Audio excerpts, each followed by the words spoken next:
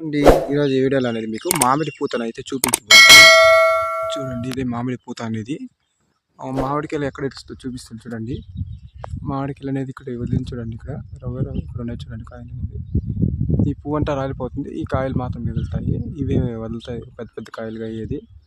ఈ వీటిపైన పట్టిన పులుగు అనేది ఉంటుంది కదా, అదే కాయ లోపల కూడా వస్తుంది. అందుకే మామిడి పూత వదలగానే మందులు చాలా కొడతారు ఈ పురుగులు నశించడానికి అనేది. చూడండి కాయలు ఎంత బాగా ఇస్తున్నాయో అనేది. ఈ ఆకులు అనేది తోరణాలుగా కూడా వాడతారు, ఇలా అన్నమాట. తోరణాలుగా పండుగలకి. చూడండి, మామిడికాయలు పెద్దవి కాగానే పువ్వు అనేది రాలిపోతుంది కదా కదా, అది చూపిస్తాను.